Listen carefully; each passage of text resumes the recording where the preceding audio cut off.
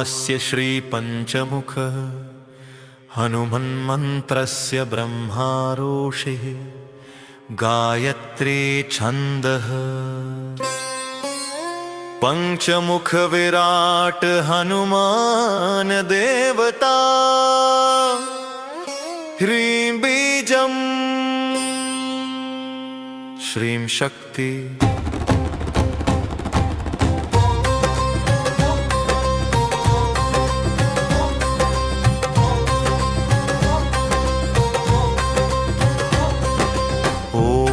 अस्य श्री पंचमुख हनुमन्मन्त्रस्य ब्रह्मा ऋषि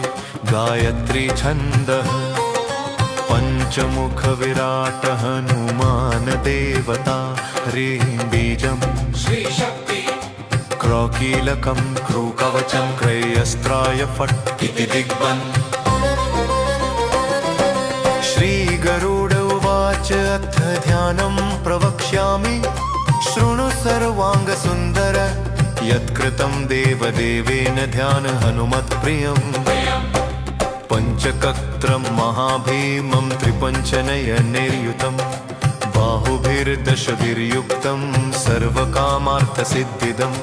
पूर्वतु वानरं वक्त्रं कोटिसूर्यसम्प्रभं दंष्ट्राकरालवदनं भ्रुकुटीकुटिलेक्षणम् अस्यैव दक्षिणं वक्त्रं नारसिंहं महाद्भुतम् अत्युग्रतेजोवपुष्पं भीषणनं भयनाशनं पश्चिमं गारुडं वक्त्रं वक्रतुण्डं महाबलं सर्वनागप्रशमनं विषभूतादिकृन्तनम् उत्तरं सौकरं वक्त्रं कृष्णं दीप्तं नभोपमम् पातालसिंहवेतालज्वररोगादिकृन्तनम् ऊर्ध्वं हयाननं घोरं दानवान्तकरं परं येन वक्त्रेण विप्रेन्द तारकाख्यमं महासुरम् जघान शरणं तस्यात् सर्वशत्रुहरं परम् ध्यात्वा पञ्चमुखं रुद्रं हनुमन्तं दयानिधिं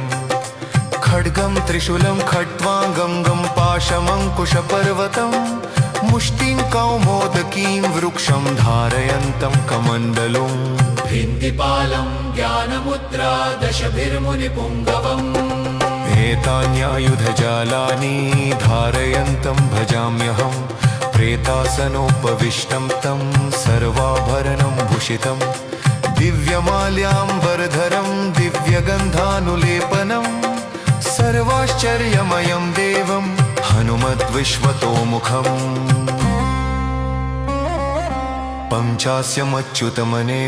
पञ्चास्यमच्युतमनेकविचित्रवर्णवक्त्रं शशाङ्कशखरं कपिराजवर्यम् पीताम्बराद्रिं मुकुटैरूपशोभिताङ्गं पिङ्गाक्षमाद्यमनिशं मनसा स्मरामि मर्कतेशं महोत्राहं सर्वशत्रुहरः परं शत्रुं संहर मा रक्ष श्रीमन्नपदमुद्धर ॐ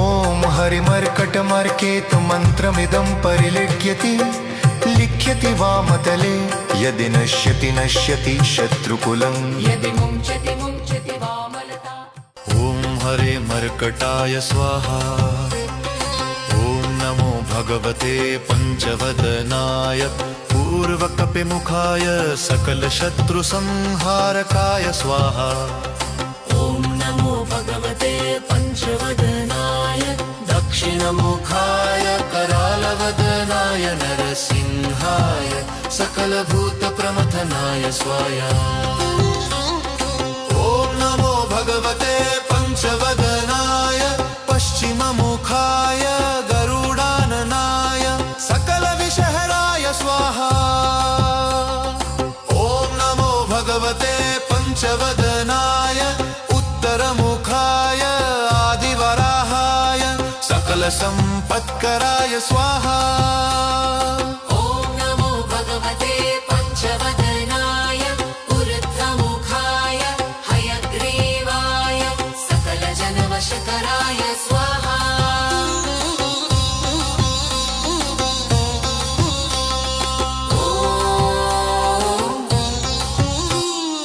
ॐ अस्य श्रीपञ्चमुखी हनुमत्कवचस्तोत्रमन्त्रस्य श्रीरामचन्द्र ऋषिरनुष्टुपच्छन्द श्रीसीतारामचन्द्रो देवता हनुमानति बीजं वायुदेवता इति शक्ति श्रीरामचन्द्रावर प्रसाद सिद्ध्यर्थे जपे विनियोगः इति ऋष्यादिकं विन्नसेत ॐ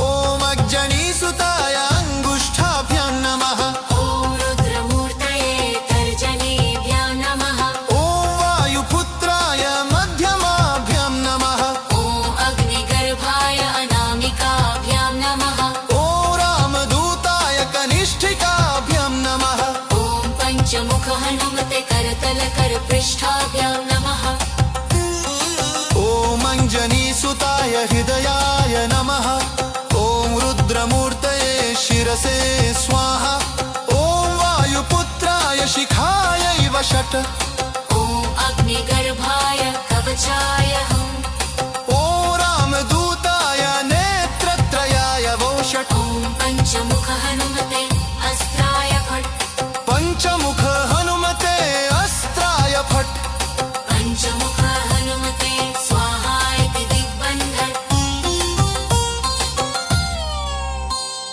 वन्दे वानरनारसिंहखगराक्रोडाश्ववक्त्रान्वितं दिव्यालङ्करनं त्रिपञ्चनयनं देदीप्यमानं रुचा हस्ताब्जैरसिखेटपुस्तकसुधा कुम्भाङ्कुशाद्रिं हलं खट्वाङ्गं फणिभूरुहं दशभुजं सर्वरिवीरापहम् ॐ श्रीरामदूताय आञ्जनेयाय वायुपुत्राय महाबलपराक्रमाय सीता दुःखनिवारणाय लङ्कादहनकारणाय महाबलप्रचण्डाय फाल्गुनसखाय कोलाहलसकलब्रह्माण्ड विश्वरूपाय सप्तसमुद्रनिर्लङ्घनाय पिङ्गलनयनाय अमितविक्रमाय सूर्यबिम्बफलसेवनाय दुष्टनिवारणाय दृष्टिनिरालङ्कृताय सञ्जीविनी सञ्जीविताङ्गद लक्ष्मण महाकपिसैन्यप्राणदाय दशकण्ठविध्वंसनाय रामेष्टाय महाफाल्गुनसखाय सीतासहित रामवरप्रदाय षट्प्रयोगागम पञ्चमुखवीर हनुमन्मन्त्रजपे विनियोगः ॐ हरिमर्कटमर्कटाय बं बं बं बं बं बं वो षट् स्वाहा ॐ हरिमर्कटमर्कटाय फं फं फं फं फं फट् स्वाहा ॐ हरिमर्कटमर्कटाय खें खें खें खें खेमार्णाय स्वाहा ॐ हरिमर्कटमर्कटाय लुं लुं लुं लुलुं आकर्षित सकल सम्पत्कराय स्वाहा ॐ हरिमर्कटमर्कटाय धन धन धन धन धन शत्रुस्तम्भनाय स्वाहा ॐ टन् टन् टन् टन् टं कूर्ममूर्तये पञ्चमुखवीर हनुमते परयन्त्र परतन्त्रोच्चाटनाय स्वाहा ॐ कं खं गं घं चं चं जं झं टन् टन् डन् डन् टन् डन् तन् थन् दन् धं भं पं फं भं भं भं यं रलं वं शं शं समं लं शं स्वाहा इति दिग्बन्धः ॐ पूर्वकपिमुखाय पञ्चमुख हनुमते टन् टन् टन् टन् टन् टन् टन् सकलशत्रुसंहरणाय स्वाहा ॐ दक्षिणमुखाय पञ्चमुख हनुमते करालवदनाय नरसिंहाय ॐ ह्रीं ह्रीं ह्रीं ह्रूं ह्रीं सकलभूतप्रेतदमनाय स्वाहा ॐ पश्चिममुखाय गरुडाननाय पञ्चमुख हनुमते मं मं मं मं मं मं सकलविषहराय स्वाहा ॐ उत्तरमुखाय आदिवराहाय लल्लल्लल्लल्लं नृसिंहाय नीलकण्ठमूर्तये पञ्चमुख हनुमते स्वाहा ऊर्ध्वमुखाय हयग्रीवाय रुमुरुं रुमुरुं रुद्रमूर्तये सकलप्रयोजननिर्वाहकाय स्वाहा ॐ अञ्जनी लक्ष्मीसुताय वायुपुत्राय महाबलाय सीताशोकनिवारणाय श्रीरामचन्द्रकृपापादुकाय महावीर्यप्रमथनाय ब्रह्माण्डनाथाय कामदाय पञ्चमुखवीर हनुमते स्वाहा। भूतप्रेतपिशाच ब्रह्मराक्षसशाकिनीडाकिन्यन्तरिक्षग्रहपरयन्त्रपरतन्त्रोच्चाटनाय स्वाहा। सकलप्रयोजननिर्वाहकाय पञ्चमुखवीर हनुमते श्रीरामचन्द्रवरप्रसादाय जं जं जं जं स्वाहा। इदं कवचं पठित्वा तु महाकवचं पठेन्नरः एकवारं जपेत् स्तोत्रं सर्वशत्रुनिवारणम्। द्विवारं तु पठेन् नित्यं पुत्रपौत्रप्रवर्धनम्। त्रिवारं च पठेन् नित्यं सर्वसम्पत्करं शुभम्। चतुर्वारं पठेन् नित्यं सर्वरोगनिवारणम्। पञ्चवारं पठेन् नित्यं सर्वलोकवशङ्करम्। षडारं च पठेन् नित्यं सर्वदेववशङ्करम्। सप्तवारं पठेन् नित्यं सर्वसौभाग्यदायकम्। अष्टवारं पठेन् नित्यमिष्टकामार्थसिद्धिदम्। नववारं पठेन् नित्यं राजभोगमवाप्नुयात्। दशवारं पठेन् नित्यं त्रैलोक्यज्ञानदर्शनम्। रुद्रावृत्तिं पठेन् नित्यं सर्वसिद्धिर्भवेद्धवम्। निर्बलो रोगयुक्तश्च महाव्याध्यादिपीडितः कवचस्मरणेनैव महाबलमवाप्नुयात्। इति सुदर्शनसंहितायां श्रीरामचन्द्रसीता प्रोक्तम्। ओमस्य श्रीपञ्चमुखहनुमन्मन्त्रस्य ब्रह्मऋषि गायत्री छन्दः। पञ्चमुखविराट हनुमान् देवता ह्रीं बीजं श्रीशक्ति क्रौकीलकं क्रूकवचं क्रयस्त्राय फट् इति दिग्बन्। श्रीगरुड उवाच अथ ध्यानं प्रवक्ष्यामि शृणु सर्वाङ्गसुन्दर यत्कृतं देवदेवेन ध्यान हनुमत्प्रियम्। पञ्चकत्रं महाभीमं त्रिपञ्चनयनैर्युतं बाहुभिर्दशभिर्युक्तं सर्वकामार्थसिद्धिदं। पूर्वतु वानरं वक्त्रं कोटिसूर्यसम्प्रभं दंष्ट्राकरालवदनं भ्रुकुटीकुटिलेक्षणम्। अस्यैव दक्षिणं वक्त्रं नारसिंहं महाद्भुतम्। अत्युग्रतेजोवपुष्पं भीषणनं भयनाशनं। पश्चिमं गारुडं वक्त्रं वक्रतुण्डं महाबलं सर्वनागप्रशमनं विषभूतादिकृन्तनम्। उत्तरं सौकरं वक्त्रं कृष्णं दीप्तं नभोपमम्। पातालसिंहवेतालज्वररोगादिकृन्तनम्। ऊर्ध्वं हयाननं घोरं दानवान्तकरं परं येन वक्त्रेण विप्रेन्द्र तारकाख्यमं महासुरम्। जघान शरणं तस्यात् सर्वशत्रुहरं परम्। ध्यात्वा पञ्चमुखं रुद्रं हनुमन्तं दयानिधिं। खड्गं त्रिशूलं खट्वाङ्गं गं पाशमङ्कुशपर्वतं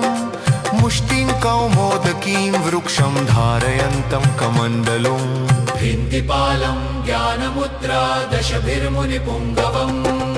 एतान्यायुधजालानि धारयन्तं भजाम्यहं। प्रेतासनोपविष्टं तं सर्वाभरणं भूषितं।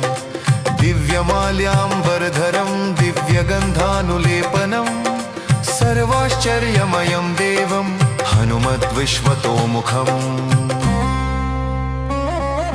पञ्चास्यमच्युतमनेकविचित्रवर्णवक्त्रं शशाङ्कशखरं कपिराजवर्यम्। पीताम्बराद्रिं मुकुटैरूपशोभिताङ्गं पिङ्गाक्षमाद्यमनिशं मनसा स्मरामि। मर्कतेशं महोत्राहं सर्वशत्रुहरः परं। शत्रुं संहर मा रक्ष श्रीमन्नपदमुद्धर। ॐ हरिमर्कटमर्केतुमन्त्रमिदं परिलिख्यति लिख्यति वामतले यदि नश्यति नश्यति शत्रुकुलं यदि मुञ्चति मुञ्चति वामलता ॐ हरे मर्कटाय स्वाहा ॐ नमो भगवते पञ्चवदनाय पूर्वकपिमुखाय सकलशत्रुसंहारकाय स्वाहा ॐ नमो भगवते पञ्चवदनाय दक्षिणमुखाय करालवदनाय नरसिंहाय सकलभूतप्रमथनाय स्वाहा ॐ नमो भगवते पञ्चवदनाय पश्चिममुखाय गरुडाननाय सकलविषहराय स्वाहा ॐ नमो भगवते पञ्चवदनाय उत्तरमुखाय आदिवराहाय सकलसम्पत्कराय स्वाहा ॐ नमो भगवते पञ्चवदनाय ऊर्ध्वमुखाय हयग्रीवाय सकलजनवशकराय स्वाहा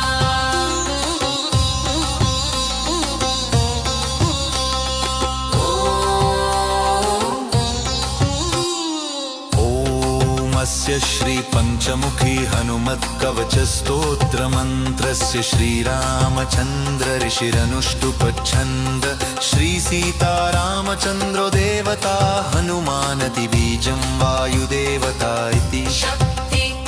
श्रीरामचन्द्रावर प्रसाद सिद्ध्यर्थे जपे विनियोगः इति ऋष्यादिकं विन्नसेत ॐ अग्जनीसुताय अङ्गुष्ठाभ्यां नमः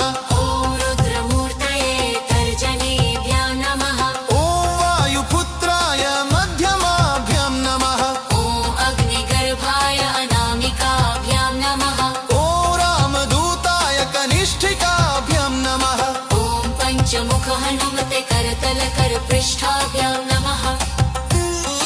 ॐ अञ्जनीसुताय हृदयाय नमः ॐ रुद्रमूर्तये शिरसे स्वाहा ॐ वायुपुत्राय शिखायै वषट् ॐ अग्निगर्भाय कवचाय हम् ॐ रामदूताय नेत्रत्रयाय वोषट् ॐ पञ्चमुख हनुमते अस्त्राय फट् पञ्चमुख हनुमते अस्त्राय फट् पञ्चमुख हनुमते स्वाहा इति दिग्बन्धन्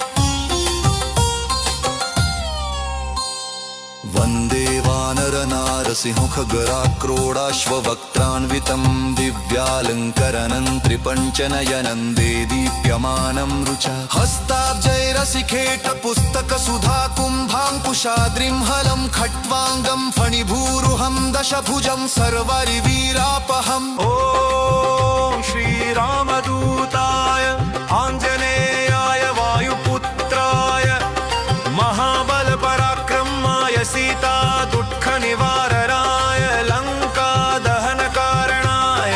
महाबलप्रचण्डाय फाल्गुनसखाय कोलाहलसकलब्रह्माण्ड विश्वरूपाय सप्तसमुद्रनिर्लङ्घनाय पिङ्गलनयनाय अमितविक्रमाय सूर्यबिम्बफलसेवनाय दुष्टनिवारणाय दृष्टिनिरालङ्कृताय सञ्जीविनी सञ्जीविताङ्गद लक्ष्मण महाकपिसैन्यप्राणदाय दशकण्ठविध्वंसनाय रामेष्टाय महाफाल्गुनसखाय सीतासहित रामवरप्रदाय षट्प्रयोगागम पञ्चमुखवीर हनुमन्मन्त्रजपे विनियोगः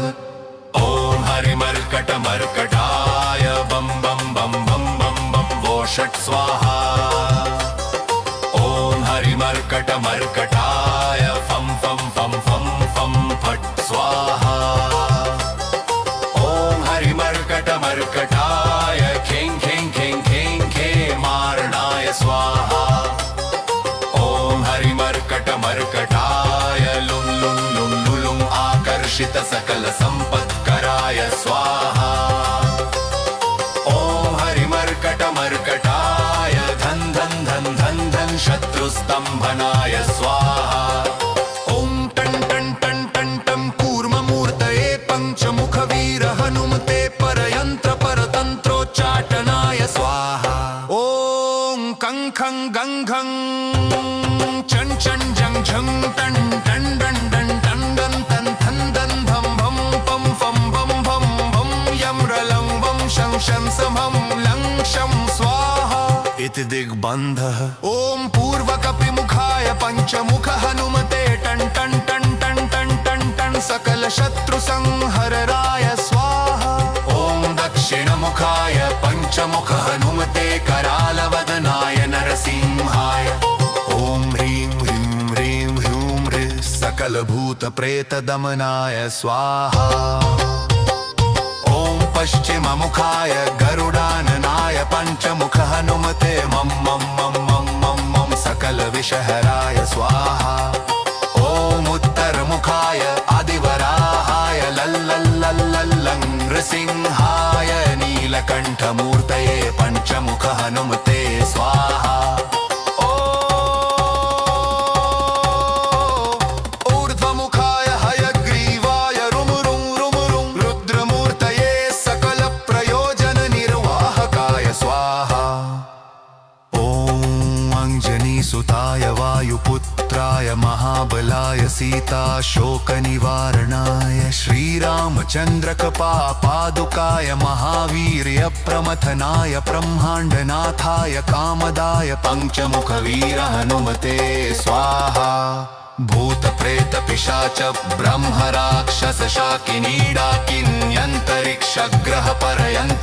ब्रह्मराक्षसशाकिनीडाकिन्यन्तरिक्षग्रहपरयन्त्रपरतन्त्रोच्चटनाय स्वाहा सकलप्रयोजननिर्वाहकाय पञ्चमुखवीर हनुमते श्रीरामचन्द्रवरप्रसादाय जं जं जं जं स्वाहा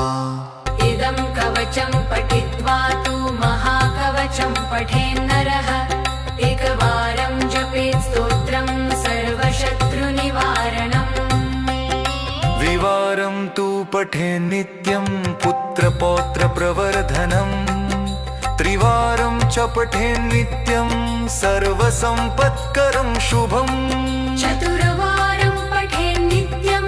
सर्वरोगनिवारणम्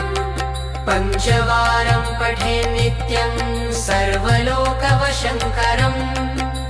षडारं च पठेन् नित्यं सर्वदेववशङ्करम् सप्तवारं पठेन् नित्यं सर्वसौभाग्यदायकम् अष्टवारं पठेन् नित्यमिष्टकामार्थसिद्धिदम् नववारं पठेन् नित्यं राजभोगमवाप्नुयात् दशवारं पठेन् नित्यं त्रैलोक्यज्ञानदर्शनम् रुद्रावृत्तिं पठेन् नित्यं सर्वसिद्धिर्भवेद्धवम् निर्बलो रोगयुक्तश्च महाव्याध्यादिपीडितः कवचस्मरणेनैव महाबलमवाप्नुयात् इति सुदर्शनसंहितायां श्रीरामचन्द्रसीताप्रोक्तम् ॐ श्रीपञ्चमुख हनुमन्मन्त्रस्य ब्रह्मऋषि गायत्री छन्दः पञ्चमुख विराट हनुमान् देवता ह्रीं बीजं श्रीशक्ति क्रौकीलकं क्रूकवचं क्रयस्त्राय फट् इति दिग्बन् श्रीगरुड उवाच अथ ध्यानं प्रवक्ष्यामि शृणु सर्वाङ्गसुन्दर यत्कृतं देवदेवेन ध्यान हनुमत्प्रियम् पञ्चकत्रं महाभीमं त्रिपञ्चनयनैर्युतं बाहुभिर्दशभिर्युक्तं सर्वकामार्थसिद्धिदं पूर्वतु वानरं वक्त्रं कोटिसूर्यसम्प्रभं दंष्ट्राकरालवदनं भ्रुकुटीकुटिलेक्षणम् अस्यैव दक्षिणं वक्त्रं नारसिंहं महाद्भुतम् अत्युग्रतेजोवपुष्पं भीषणनं भयनाशनं पश्चिमं गारुडं वक्त्रं वक्रतुण्डं महाबलं सर्वनागप्रशमनं विषभूतादिकृन्तनम् उत्तरं सौकरं वक्त्रं कृष्णं दीप्तं नभोपमम् पातालसिंहवेतालज्वररोगादिकृन्तनम्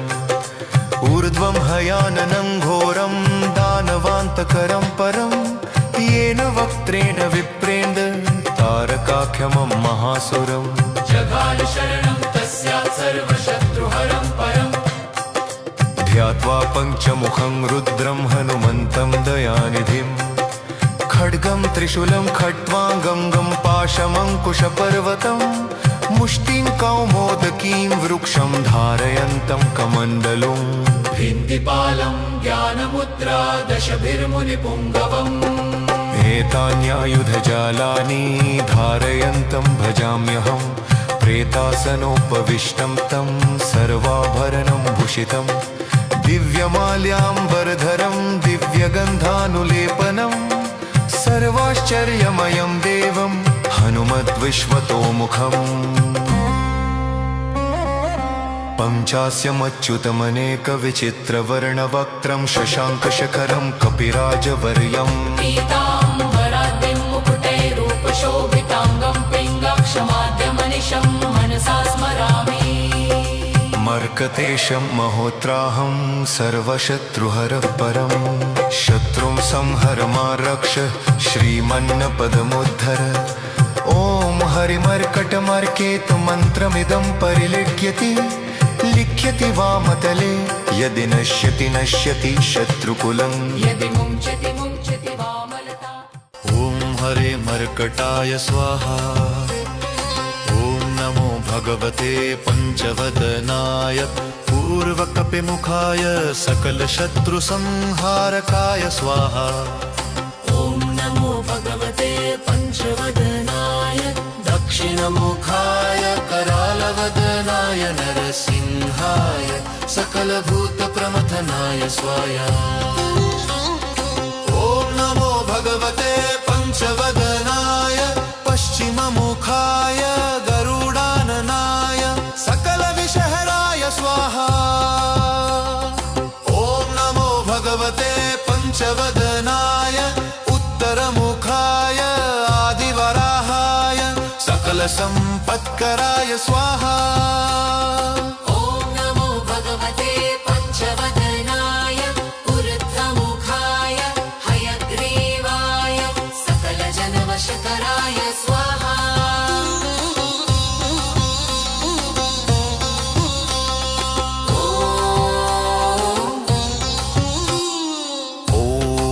स्य श्रीपञ्चमुखी हनुमत्कवचस्तोत्रमन्त्रस्य श्रीरामचन्द्र ऋषिरनुष्टुपच्छन्द श्रीसीतारामचन्द्रो देवता हनुमानदिबीजं वायुदेवता इति शक्ति श्रीरामचन्द्रावरप्रसादसिद्ध्यर्थे जपे विनियोगः इति ऋष्यादिकं विन्नसेत ॐ अग्जनीसुताय अङ्गुष्ठाभ्यां नमः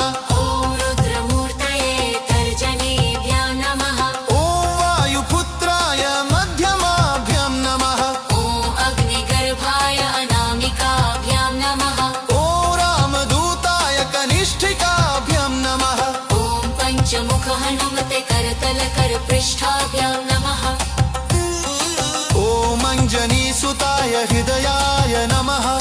ॐ रुद्रमूर्तये शिरसे स्वाहा ॐ वायुपुत्राय शिखायैव षट् ॐ अग्निगर्भाय कवचाय हम् ॐ रामदूताय नेत्रत्रयाय वो षट् ॐ पञ्चमुख हनुमते अस्त्राय फट् पञ्चमुख हनुमते अस्त्राय फट् पञ्चमुख हनुमते स्वाहा इति दिग्बन्धन् वन्दे वानरनारसिंहखगराक्रोडाश्ववक्त्रान्वितं दिव्यालङ्करनं त्रिपञ्चनयनं देदीप्यमानं रुचा हस्ताब्जैरसिखेटपुस्तकसुधा कुम्भाङ्कुशाद्रिं हलं खट्वाङ्गं फणिभूरुहं दशभुजं सर्वरिवीरापहम् ॐ श्रीरामदूताय आञ्जनेयाय वायुपुत्राय महाबलपराक्रमाय सीता दुःखनिवारणाय लङ्कादहनकारणाय महाबलप्रचण्डाय फाल्गुनसखाय कोलाहलसकलब्रह्माण्डविश्वरूपाय सप्तसमुद्रनिर्लङ्घनाय पिङ्गलनयनाय अमितविक्रमाय सूर्यबिम्बफलसेवनाय दुष्टनिवारण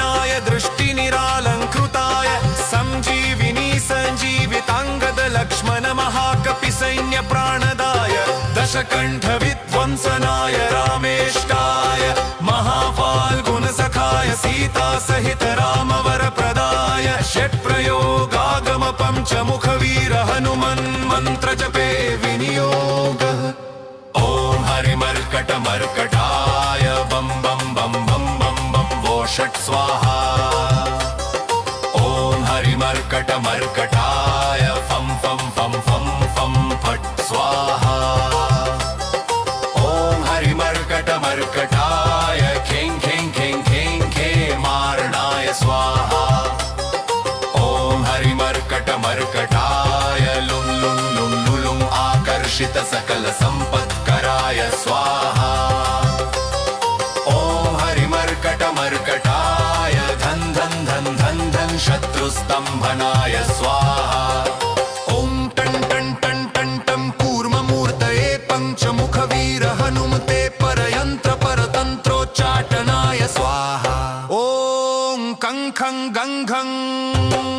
चं चं जं झं टं टं डं डं टं डं तं थं दं धं भं पं फं भं भं भं यं रलं वं शं शं समं लं शं स्वाहा इति दिग्बन्धः ॐ पूर्वकपिमुखाय पञ्चमुख हनुमते टं टं टं टं टं टं टं सकल शत्रु संहरणाय स्वाहा ॐ दक्षिणमुखाय पंचमुख हनुमते करालवदनाय नरसिंहाय ॐ ह्रीं ह्रीं ह्रीं ह्रूं ह्रीं सकल भूत प्रेत दमनाय स्वाहा ॐ पश्चिममुखाय गरुडाननाय पंचमुख हनुमते मम मम मम मम मम मम सकल विषहराय स्वाहा ॐ उत्तरमुखाय आदिवराहाय लल्लल्लल्लल्लं नृसिंहाय नीलकण्ठमूर्तये पंचमुख हनुमते स्वाहा ऊर्ध्वमुखाय हयग्रीवाय रुमुरुं रुमुरुं रुद्रमूर्तये सकल प्रयोजन निर्वाहकाय स्वाहा ॐ अञ्जनीसुताय वायुपुत्राय महाबलाय सीता शोकनिवारणाय श्रीरामचन्द्रकृपा पादुकाय महावीर्य प्रमथनाय ब्रह्माण्डनाथाय कामदाय पंचमुख वीर हनुमते स्वाहा भूत प्रेत पिशाच ब्रह्म राक्षस शाकिनी डाकिन्यन्तरिक्ष ग्रह परयंत्र परतंत्रोच्चटनाय स्वाहा सकल प्रयोजन निर्वाहकाय पंचमुख वीर हनुमते श्रीरामचंद्र वर प्रसादाय जं जं जं जं स्वाहा इदं कवचं पठित्वा तु महाकवचं पठेन्नरः एकवारं जपेत् स्तोत्रं सर्वशत्रुनिवारणम्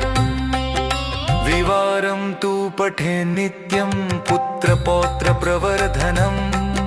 त्रिवारं च पठे नित्यं सर्वसम्पत्करं शुभम् चतुर्वारं पठेत् नित्यं सर्वरोगनिवारणम् पञ्चवारं पठेत् नित्यं सर्वलोकवशङ्करम् षडारं च पठे नित्यं सर्वदेववशङ्करम् सप्तवारं पठेत् नित्यं सर्वसौभाग्यदायकम् अष्टवारं पठे नित्यमिष्टकामार्थसिद्धिदम् नववारं पठेत् नित्यं राजभोगमवाप्नुयात् दशवारं पठे नित्यं त्रैलोक्यज्ञानदर्शनम् रुद्रावृत्तिं पठे नित्यं सर्वसिद्धिर्भवेद्धवम् निर्बलो रोगयुक्तश्च महाव्याध्यादिपीडितः कवचस्मरणेनैव महाबलमवाप्नुयात् इति सुदर्शनसंहितायां श्रीरामचन्द्रसीता प्रोक्तम् ॐ अस्य श्रीपञ्चमुख हनुमन्मन्त्रस्य ब्रह्मारोषि गायत्री छन्दः पंचमुख विराट हनुमान देवता ह्रीं बीजं श्रीशक्ति क्रौकीलकं क्रूकवचं क्रयस्त्राय फट् इति दिग्बन् श्रीगरुड उवाच अथ ध्यानं प्रवक्ष्यामि शृणु सर्वाङ्गसुन्दर यत्कृतं देवदेवेन ध्यान हनुमत्प्रियम् पञ्चकत्रं महाभीमं त्रिपञ्चनयनैर्युतं बाहुभिर्दशभिर्युक्तं सर्वकामार्थसिद्धिदं पूर्वतु वानरं वक्त्रं कोटिसूर्यसम्प्रभं दंष्ट्राकरालवदनं भ्रुकुटीकुटिलेक्षणम् अस्यैव दक्षिणं वक्त्रं नारसिंहं महाद्भुतम् अत्युग्रतेजोवपुष्पं भीषणनं भयनाशनं पश्चिमं गारुडं वक्त्रं वक्रतुण्डं महाबलं सर्वनागप्रशमनं विषभूतादिकृन्तनम् उत्तरं सौकरं वक्त्रं कृष्णं दीप्तं नभोपमम् पातालसिंहवेतालज्वररोगादिकृन्तनम् ऊर्ध्वं हयाननं घोरं दानवान्तकरं परं येन वक्त्रेण विप्रेन्द तारकाख्यमं महासुरम् जगाल शरणं तस्यात् सर्वशत्रुहरं परम् ध्यात्वा पञ्चमुखं रुद्रं हनुमन्तं दयानिधिं खड्गं त्रिशूलं खट्वाङ्गं पाशमङ्कुशपर्वतं मुष्टिं कौमोदकीं वृक्षं धारयन्तं कमण्डलुम् भिन्तिपालं ज्ञानमुद्रा दशभिर्मुनिपुङ्गवम् एतान्यायुधजालानि धारयन्तं भजाम्यहं प्रेतासनोपविष्टं तं सर्वाभरणं भूषितं दिव्यमाल्याम्बरधरं दिव्यगन्धानुलेपनं सर्वाश्चर्यमयं देवं हनुमद्विश्वतोमुखम् पञ्चास्यमच्युतमनेकविचित्रवर्णवक्त्रं शशाङ्कशखरं कपिराजवर्यम् पीताम्बराद्रिं मुकुटैरूपशोभिताङ्गं पिङ्गाक्षमाद्यमनिशं मनसा स्मरामि मर्कतेशं महोत्राहं सर्वशत्रुहरः परं शत्रुं संहर मा रक्ष श्रीमन्नपदमुद्धर ॐ हरिमर्कटमर्केतु मन्त्रमिदं परिलिख्यति लिख्यति वामतले यदि नश्यति नश्यति शत्रुकुलम् यदि मुञ्चति वामलता ॐ हरे मर्कटाय स्वाहा ॐ नमो भगवते पञ्चवदनाय पूर्वकपिमुखाय सकलशत्रुसंहारकाय स्वाहा ॐ नमो भगवते पञ्चवदनाय दक्षिणमुखाय करालवदनाय नरसिंहाय सकलभूतप्रमथनाय स्वाहा ॐ नमो भगवते पञ्चवदनाय पश्चिममुखाय गरुडाननाय सकलविषहराय स्वाहा ॐ नमो भगवते पञ्चवदनाय उत्तरमुखाय आदिवराहाय सकलसम्पत्कराय स्वाहा ॐ नमो भगवते पञ्चवदनाय ऊर्ध्वमुखाय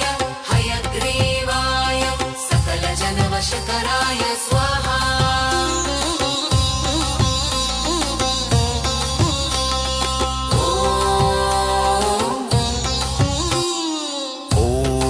स्य श्रीपञ्चमुखी हनुमत्कवचस्तोत्रमन्त्रस्य श्रीरामचन्द्र ऋषिरनुष्टुपच्छन्द श्रीसीतारामचन्द्रो देवता हनुमानति बीजं वायुदेवता इति शक्ति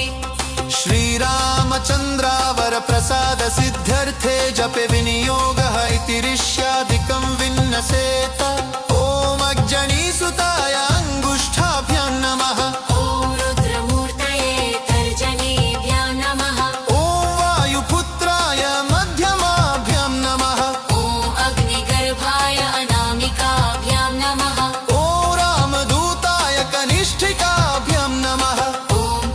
मुख हनुमते करतल कर पृष्ठाभ्यां नमः ॐ अञ्जनीसुताय हृदयाय नमः ॐ रुद्रमूर्तये शिरसे स्वाहा ॐ वायुपुत्राय शिखायैव षट् ॐ अग्निगर्भाय कवचाय हम् ॐ रामदूताय नेत्रत्रयाय वो षट् ॐ पञ्चमुख हनुमते अस्त्राय फट् पञ्चमुख हनु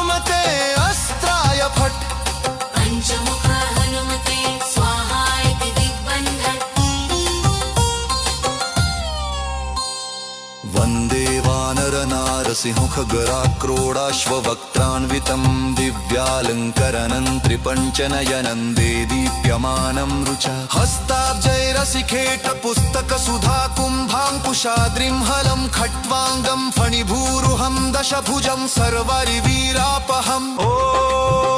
श्रीरामदूताय आञ्जनेयाय वायुपुत्राय महाबलपराक्रमाय सीता दुःखनिवारणाय लङ्कादहनकारणाय महाबलप्रचण्डाय फाल्गुनसखाय कोलाहलसकलब्रह्माण्ड विश्वरूपाय सप्तसमुद्रनिर्लङ्घनाय पिङ्गलनयनाय अमितविक्रमाय सूर्यबिम्बफलसेवनाय दुष्टनिवारणाय दृष्टिनिरालङ्कृताय सञ्जीविनी सञ्जीविताङ्गद लक्ष्मण महाकपिसैन्यप्राणदाय दशकण्ठविध्वंसनाय रामेष्टाय महाफाल्गुनसखाय सीतासहित रामवरप्रदाय षट्प्रयोगागम पञ्चमुखवीर हनुमन् मन्त्रजपे विनियोगः ॐ हरिमर्कटमर्कटाय बं बं बं बं बं बं वो षट् स्वाहा ॐ हरिमर्कटमर्कटाय फं फं फं फं फं फट् स्वाहा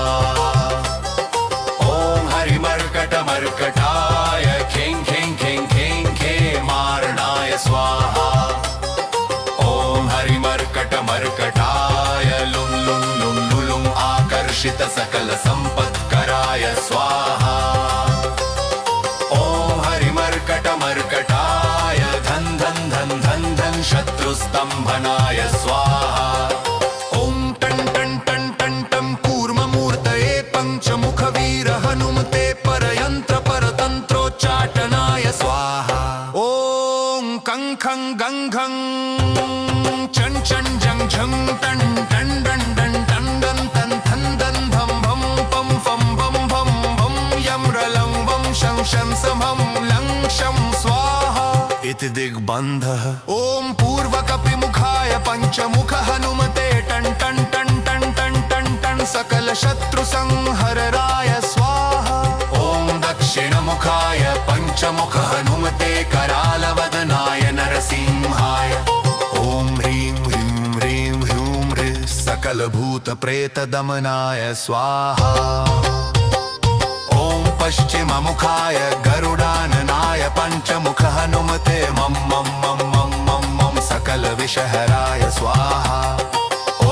उत्तरमुखाय आदिवराहाय लल्लल्लल्लल्लं नृसिंहाय नीलकण्ठमूर्तये पञ्चमुख हनुमते स्वाहा ऊर्ध्वमुखाय हयग्रीवाय रुमुरुं रुमुरुं रुद्रमूर्तये सकलप्रयोजननिर्वाहकाय स्वाहा ॐ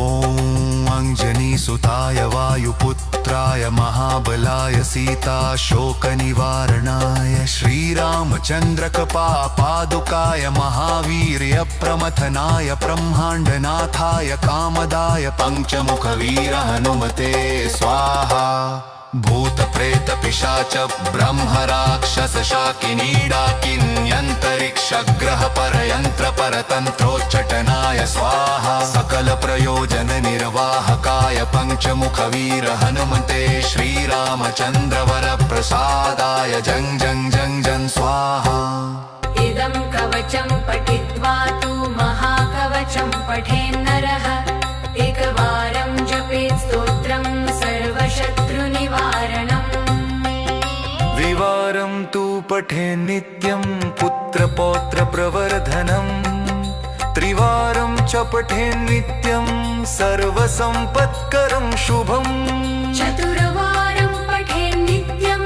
सर्वरोगनिवारणम् पञ्चवारं पठेन् नित्यं सर्वलोकवशङ्करम् षडारं च पठेन् नित्यं सर्वदेववशङ्करम् सप्तवारं पठेन् नित्यं सर्वसौभाग्यदायकम्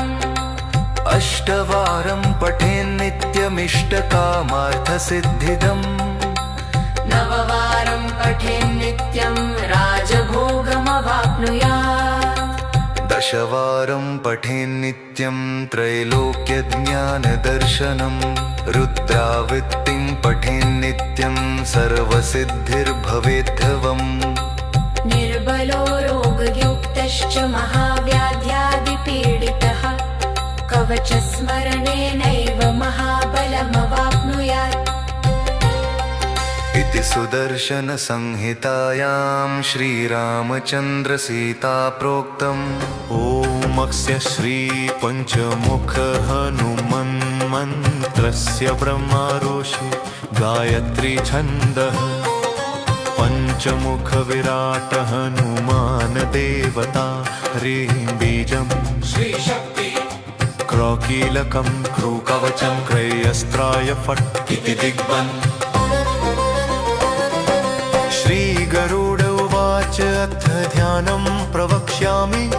शृणु सर्वाङ्गसुन्दर यत्कृतं देवदेवेन ध्यान हनुमत्प्रियम् पञ्चकत्रं महाभीमं त्रिपञ्चनयनैर्युतं बाहुभिर्दशभिर्युक्तं सर्वकामार्थसिद्धिदं पूर्वतु वानरं वक्त्रं कोटिसूर्यसम्प्रभं दंष्ट्राकरालवदनं भ्रुकुटीकुटिलेक्षणम् अस्यैव दक्षिणं वक्त्रं नारसिंहं महाद्भुतम् अत्युग्रतेजोवपुष्पं भीषणनं भयनाशनं पश्चिमं गारुडं वक्त्रं वक्रतुण्डं महाबलं सर्वनागप्रशमनं विषभूतादिकृन्तनम् उत्तरं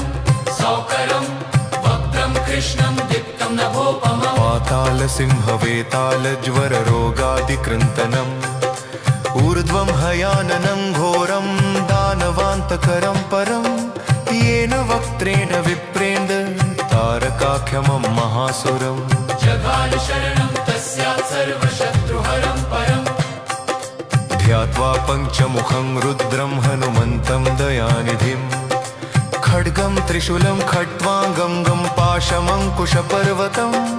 मुष्टिं कौमोदकीं वृक्षं धारयन्तं कमण्डलुं भिन्तिपालं ज्ञानमुद्रा दशभिर्मुनिपुङ्गवम् एतान्यायुधजालानि धारयन्तं भजाम्यहं प्रेतासनोपविष्टं तं सर्वाभरणं भूषितं दिव्यमाल्याम्बरधरं दिव्यगन्धानुलेपनं सर्वाश्चर्यमयं देवं हनुमद्विश्वतोमुखम् पञ्चास्यमच्युतमनेकविचित्रवर्णवक्त्रं शशाङ्कशखरं कपिराजवर्यम् पीताम्बराद्रिं मुकुटैरूपशोभिताङ्गं पिङ्गक्षमाद्यमनिशं मनसा स्मरामि मर्कतेशं महोत्राहं सर्वशत्रुहरः परं शत्रुं संहर मा रक्ष श्रीमन्नपदमुद्धर ॐ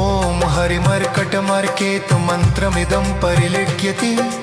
लिख्यति वामतले यदि नश्यति नश्यति शत्रुकुलं यदि मुञ्चति मुञ्चति वामलता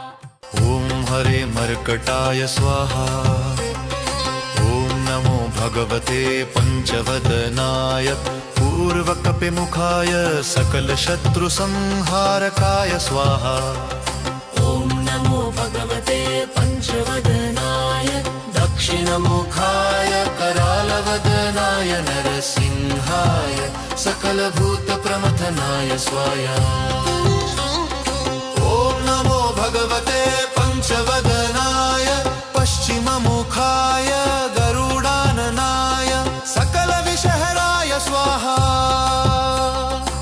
ॐ नमो भगवते पञ्चवदनाय उत्तरमुखाय आदिवराहाय सकलसम्पत्कराय स्वाहा ॐ नमो भगवते पञ्चवदनाय ऊर्ध्वमुखाय हयग्रीवाय सकलजनवशकराय स्वाहा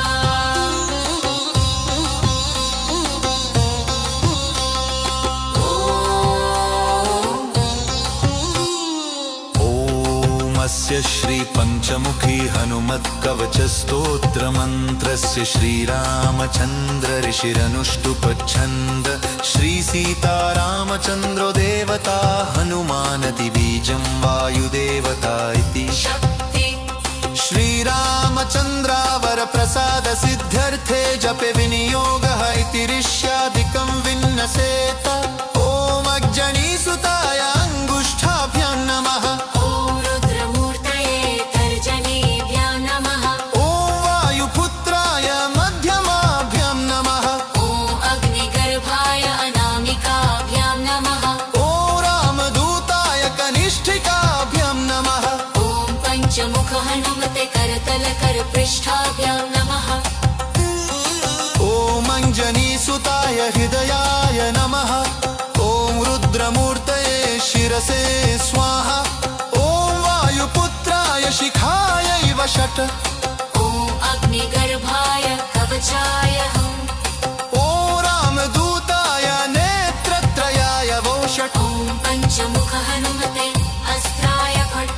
पञ्चमुख हनुमते अस्त्राय फट् पञ्चमुख हनुमते स्वाहा इति दिग्बन्धन् वन्दे वानरनारसिंहखगराक्रोडाश्ववक्त्रान्वितं दिव्यालङ्करनं त्रिपञ्चनयनं देदीप्यमानं रुचा हस्ताब्जैरसिखेटपुस्तकसुधा कुम्भाङ्कुशाद्रिं हलं खट्वाङ्गं फणिभूरुहं दशभुजं सर्वरिवीरापहम् ॐ श्रीरामदूताय आञ्जनेयाय वायुपुत्राय महाबलपराक्रमाय सीता दुःखनिवारणाय लङ्कादहनकारणाय महाबलप्रचण्डाय फाल्गुनसखाय कोलाहलसकलब्रह्माण्ड विश्वरूपाय सप्तसमुद्रनिर्लङ्घनाय पिङ्गलनयनाय अमितविक्रमाय सूर्यबिम्बफलसेवनाय दुष्टनिवारणाय दृष्टिनिरालङ्कृताय सञ्जीविनी सञ्जीविताङ्गद लक्ष्मण महाकपिसैन्यप्राणदाय दशकण्ठविध्वंसनाय रामेष्टाय महाफाल्गुनसखाय सीतासहित रामवरप्रदाय षट्प्रयोगागम पञ्चमुखवीर हनुमन्मन्त्रजपे विनियोगः ॐ हरिमर्कटमर्कटाय बं बं बं बं बं बं वो षट् स्वाहा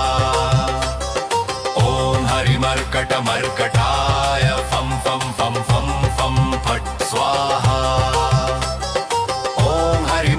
हरिमर्कटमर्कटाय खें खें खें खें खेमारणाय स्वाहा ॐ हरिमर्कटमर्कटाय लुं लुं लुं लुलुं आकर्षित सकल सम्पत्कराय स्वाहा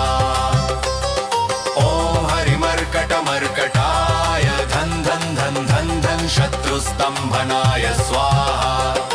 ॐ टन् टन् टन् टन् टं कूर्ममूर्तये पञ्चमुखवीर हनुमते परयन्त्र परतन्त्रोच्चाटनाय स्वाहा ॐ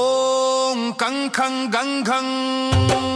चं चं जं झं टन् टन् डन् डन् टन् डन् तन् थन् दन् भं भं पं फं भं भं भं यं रलं वं शं शं समं लं शं स्वाहा इति दिग्बन्धः ॐ पूर्वकपिमुखाय पञ्चमुख हनुमते टन् टन् टन् टन् टन् टन् टन् सकलशत्रुसंहरणाय स्वाहा ॐ दक्षिणमुखाय पञ्चमुख हनुमते करालवदनाय नरसिंहाय ॐ ह्रीं ह्रीं ह्रीं ह्रूं ह्रीं सकलभूतप्रेतदमनाय स्वाहा ॐ पश्चिममुखाय गरुडाननाय पञ्चमुख हनुमते मं मं मं मं मं मं सकलविषहराय स्वाहा ॐ उत्तरमुखाय आदिवराहाय लल्लल्लल्लल्लं नृसिंहाय नीलकण्ठमूर्तये पञ्चमुख हनुमते स्वाहा ऊर्ध्वमुखाय हयग्रीवाय रुमुरुं रुमुरुं रुद्रमूर्तये सकलप्रयोजननिर्वाहकाय स्वाहा ॐ अञ्जनीसुताय वायुपुत्राय महाबलाय सीता शोकनिवारणाय श्रीरामचन्द्रकृपापादुकाय महावीर्य प्रमथनाय ब्रह्माण्डनाथाय कामदाय पञ्चमुखवीर हनुमते स्वाहा भूतप्रेत पिशाच ब्रह्म राक्षस शाकिनी डाकिन्यन्तरिक्ष ग्रह परयन्त्र परतन्त्रोच्चाटनाय स्वाहा सकल प्रयोजन निर्वाहकाय पञ्चमुखवीर हनुमते श्रीरामचन्द्र वर प्रसादाय जं जं जं जं स्वाहा इदं कवचं पठित्वा तु महाकवचं पठेन्नरः एकवारं जपेत् स्तोत्रं सर्वशत्रुनिवारणम् द्विवारं तु पठेन् नित्यं पुत्रपौत्रप्रवर्धनम् त्रिवारं च पठेन् नित्यं सर्वसम्पत्करं शुभम् चतुर्वारं पठेन् नित्यं सर्वरोगनिवारणम् पञ्चवारं पठेन् नित्यं सर्वलोकवशङ्करम् षडारं च पठेन् नित्यं सर्वदेववशङ्करम् सप्तवारं पठेन् नित्यं सर्वसौभाग्यदायकम् अष्टवारं पठेन् नित्यमिष्टकामार्थसिद्धिदम् नववारं पठेन् नित्यं राजभोगमवाप्नुयात् दशवारं पठेन् नित्यं त्रैलोक्यज्ञानदर्शनम् रुद्रावृत्तिं पठेन् नित्यं सर्वसिद्धिर्भवेद्धवम् निर्बलो रोगयुक्तश्च महाव्याध्यादिपीडितः कवचस्मरणेनैव महाबलमवाप्नुयात् इति सुदर्शनसंहितायां श्रीरामचन्द्रसीताप्रोक्तम् श्रीपञ्चमुखहनुमत्कवचम्